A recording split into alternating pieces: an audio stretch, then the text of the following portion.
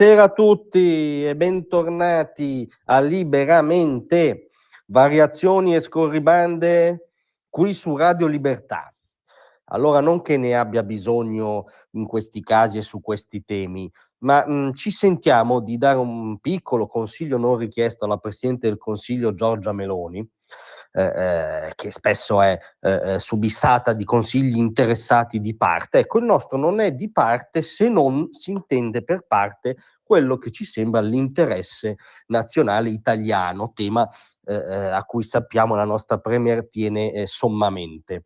Il Consiglio, ovviamente in vista della visita negli Stati Uniti, la Meloni incontrerà il presidente Donald Trump il 17 aprile.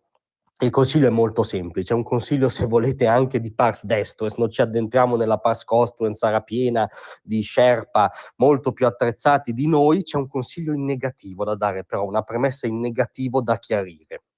Ecco, la premessa è: la nostra Premier non si basi sugli indirizzi, sugli imboccamenti, diciamo, e sui promemoria dell'Unione Europea.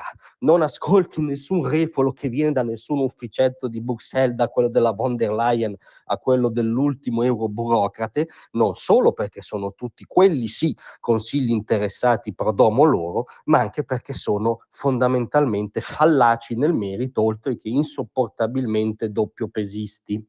A cosa ci riferiamo? Ci riferiamo alla nota e a quanto ha comunicato oggi in una conferenza stampa la portavoce della Presidente della Commissione Europea, Arianna Podestà, a proposito del appunto viaggio della nostra Premier negli Stati Uniti. La portavoce della Commissione ci ha tenuto a precisare che la Meloni e la von der Leyen sono in contatto regolarmente. Questo, vabbè, è un'ovvietà istituzionale, diciamo, non è una cosa che ci fa stappare lo champagne, ma è un'ovvietà istituzionale. Sono state in contatto nei giorni scorsi, qui scende più nel dettaglio la portavoce, anche in relazione alla missione della Premier italiana a Washington, e lo saranno ancora prima della data programmata, cioè sostanzialmente Ursula vuole marcare a uomo nel senso di essere umano, lo diciamo subito alle prefiche del politicamente corretto, perché stiamo parlando di due donne, ma comunque, se si può ancora dire, Ursula vuole marcare a uomo Giorgia in vista appunto della sua missione americana.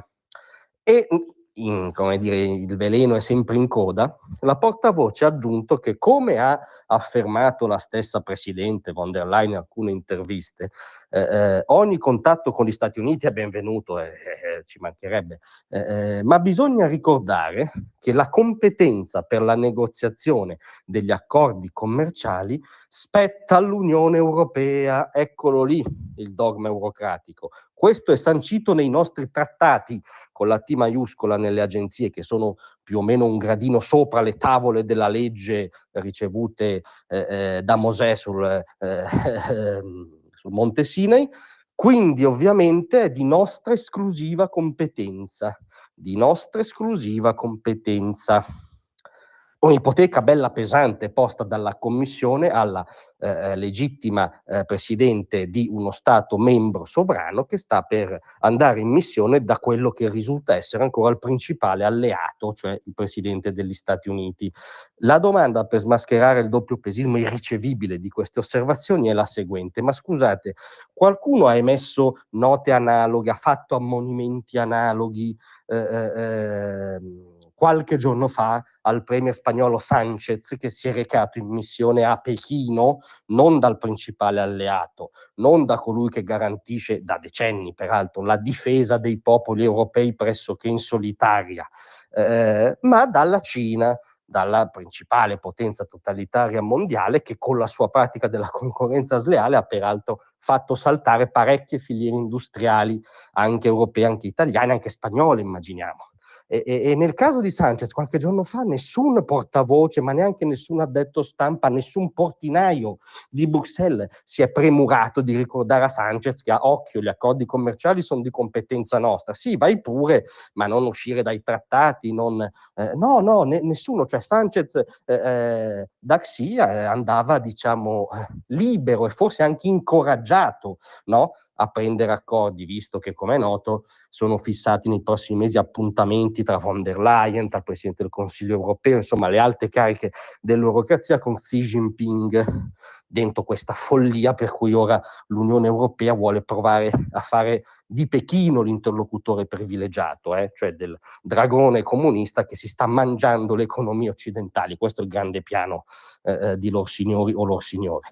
Ma al di là di questo stiamo nel metodo, che in questo caso è merito proprio. Nessuno ha reputato di far notare a Sanchez che andava da Xi quello che ora fanno notare a Meloni che va da Trump.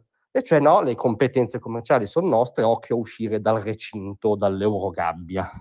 Ecco, di fronte a questo ammonimento irricevibile, noi speriamo e crediamo che Meloni tenga la barra di quella che oggi Salvini ha battezzato per esempio la linea del buonsenso, cioè la linea dell'interesse italiano, che guarda alla, per esempio, specificità e virtuosità delle eccellenze economiche italiane, virtuosità che può essere spesa nella trattativa con Trump, che guarda, come ha detto Salvini, alla possibilità di aumentare la nostra quota in sicurezza nazionale all'interno della NATO anche sopra il 2%, altro che pacifismo ideologico, ma non partecipare alla follia dell'esercito europeo, che è l'esercito franco-tedesco. Ecco, di fronte al palese fallo commesso dall'eurocrazia, che l'ammonisce su cosa fare e cosa dire col Presidente degli Stati Uniti, speriamo che Meloni tenga dritta la barra del buonsenso e dell'interesse nazionale. Grazie a tutti, a domattina.